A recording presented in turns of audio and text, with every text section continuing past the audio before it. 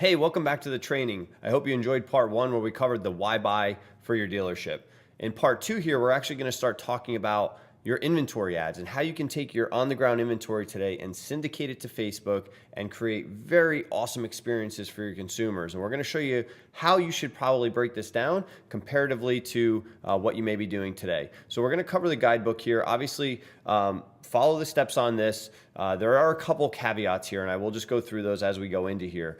So Automotive Inventory Ads. This is the name now. This used to be called Dynamic Auto Ads and a whole bunch of other things prior to this, but they've settled on the name of Automotive Inventory Ads. And really what that means is you can take your feed, your catalog feed, you can enter it into Facebook's catalog system, and you can create ads off that catalog, and you can do a whole bunch of amazing things. We're going to show you today an example of one as we get in. I've got some tabs here with actual ads and show you how it goes through here. But what you're going to need to do is obviously set up a catalog, implement a pixel, and create a automotive inventory ad. And we'll show you all three of those as a whole. So in general, you can follow the steps on here. Again, we're looking at local market, local shoppers. Now, one of the cool things about automotive inventory ads is the machine learning that Facebook has on this. Now, in theory, just think about this. You have a bunch of cars on your lot.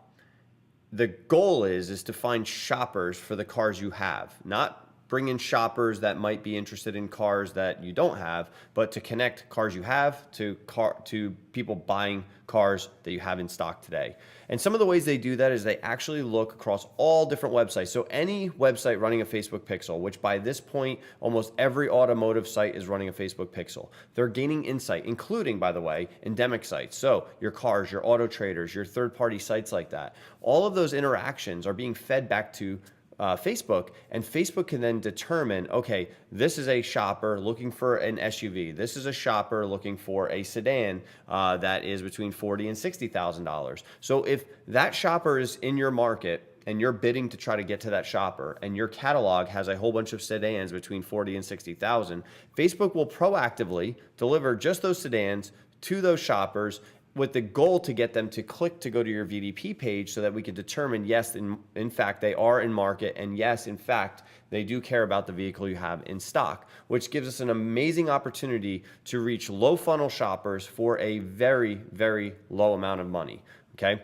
Now, what you're able to do with this, if you follow all of this, is to go out and actually take your vehicles, use the catalog, and put it in front of shoppers. So this is kind of what it looks like. I'm going to dive into a real example. We've already covered the text section and everything else, but let's dive in if we go through here. So again, we're going to go back to the ad library. I'm going to bring up another client, Diamond Valley Honda here.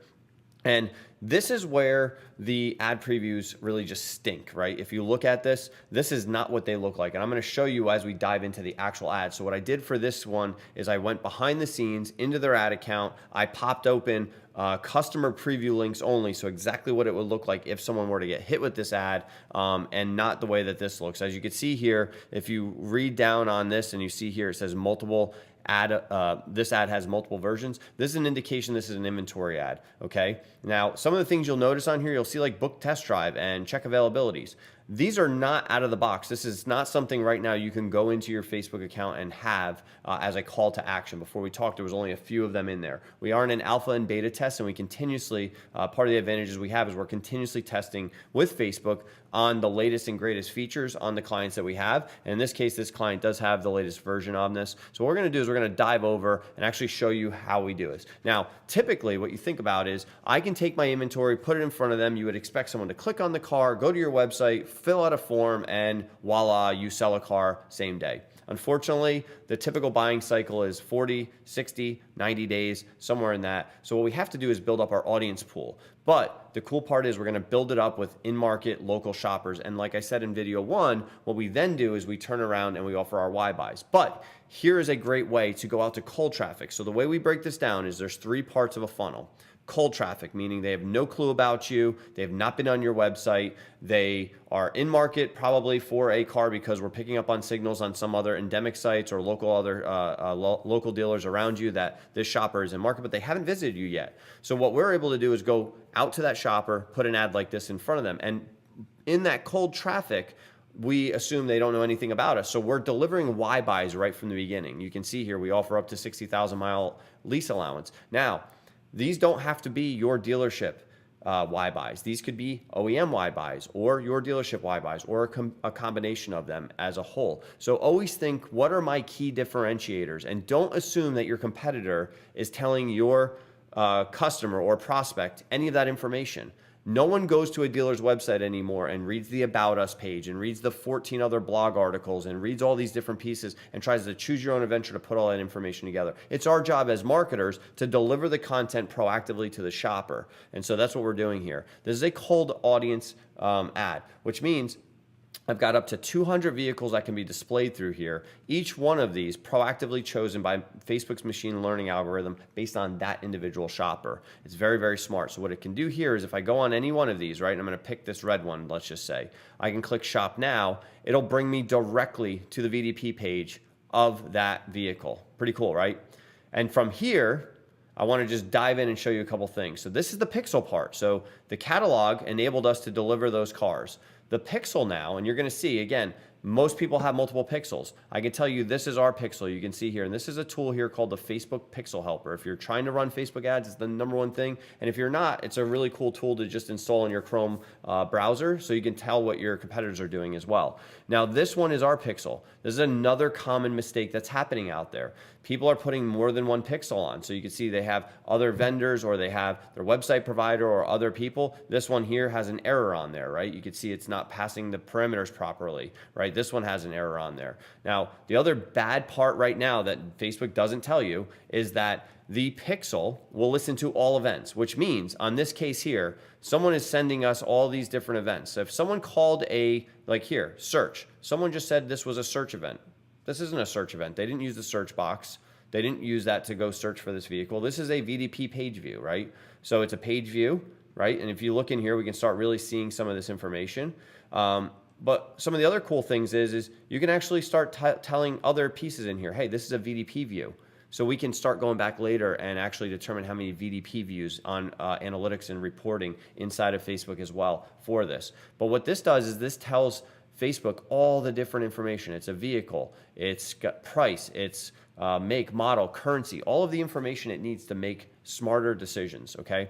So that pixel is super important because what's most likely gonna happen, according to the internet, right, just general internet stats, 97% of traffic will not convert on the first click, which means we have to be prepared to retarget someone, which is where step 2 comes in.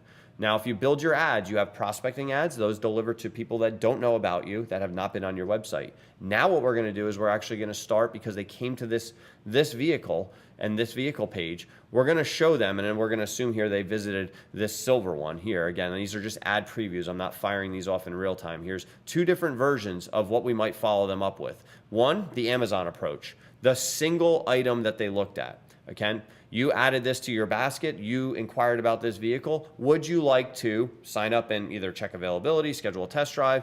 And right from here, a shopper can go in and you can see I didn't enter any information here. It sucked in all of the information I store on file, the way to reach me, right? Obviously, this is a test account that I'm in, so this is pulling up my fake credentials I have for my fake user right now. But normally this would have my first name, my last name, my real email, the email I log into Facebook with every day, the phone number I use as my password recovery phone number for Facebook. So it's going to allow you to get that, right? They can also add their comments. Is this car available, right? Now, if you hit submit, unfortunately, what's going to happen is it will store a lead on Facebook, but that does not take the lead from Facebook and move it into your dealer's CRM. So you're going to need to find a tool to do that. Again, we do offer the service automatically to take that, transform it to ADF XML, put it directly into your CRM so you can attribute these leads and sales. Now, once someone hits submit on here, it will allow them to go directly back to that VDP page. I'm not going to do that so we don't fire any leads into this dealership, but this is another version. If they looked at 3, 4, 5 cars at a time, what it's going to do is it's actually going to show you the interior and exterior now of that vehicle. So here's that red vehicle again. Now it's going to filter through. I've already looked at this vehicle once. Now it's showing me all the carousel of that car. So I can look at it and go, man, I really do like that red one. And oh, I didn't realize it had a dark interior. I thought it was the tan interior. I do like this car. I remember this car now. I looked at 4 or 5 other websites, other dealers, but this is the one I was interested in. Let me get some more information around that, right? Right from here, again, pulling in that vehicle information. All of that vehicle information automatically gets sent in because we know that VIN inside of that catalog that we're getting a lead on right now. We explode it, put it right into your dealership CRM. So again, I'm just showing you what you can do, what you should be doing if you're going to set these up on your own or try to set them up on your own. You know, we offer services to help you with that if you're interested in looking at some of those. And then here might be an ad that you run after someone has come to your website and looked at a few vehicles. Again, you can change any of the copy. Here, what we did is we slightly changed from the first version of the ad. If we go back to here, which is looking for a new vehicle, right? We don't know if they are or not. We think they are based on Facebook, to still interested in a new vehicle. These subtle digital marketing and copywriting differences make all the world, because you actually now are telling the customer, I know you were on our website. I hope you're still interested. Here's some reasons. And again, you can change up any ad copy that you want in here. This is a choose your own adventure. Now, here's where some of those new buttons are coming in from Facebook. Check availability, book test drive, right? So if I click this check availability, bam, right onto the dealer's website. I could, even if I wanted to get really crafty, I could pop open the check availability box if I wanted to, or in this case, schedule a test drive box. In this case, we recommend always putting them right to the dealer's website, right to the VDP page here, so that they can get any information they like. But again, this is a great, easy way to use this, again, showing other vehicles. Now, Facebook will get smarter and smarter, and as your inventory stocks out and new arrivals come in, it will proactively continue to deliver, if your ads are set up properly, proactively deliver the newest vehicles that match that consumer's browsing history with you and what they're doing outside of your website as well. So Facebook gains all that intelligence and tries to deliver a great consumer experience, ultimately helping align with your goals, which is driving a lead and a sale outcome. Okay, so this is inventory ads. There's a lot of great things you can do, from cutting catalogs once you get in here, called product sets. So you can say, these are just my new vehicles, these are just my used vehicles. So in this case here, we're actually looking at new vehicles only for these ad sets. You won't see used vehicles in here. We have other ones for SUVs and cars and trucks, maybe Carfax one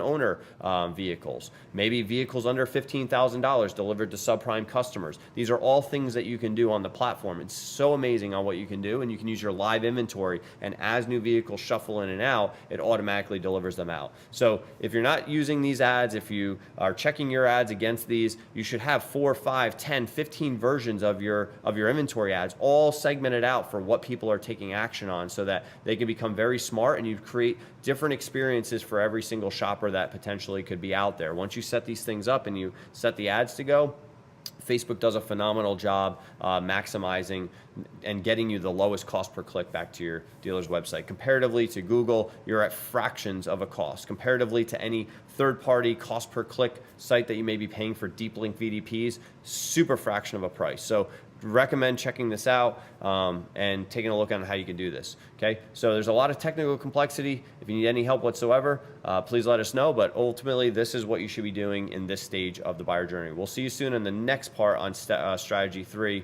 in a second.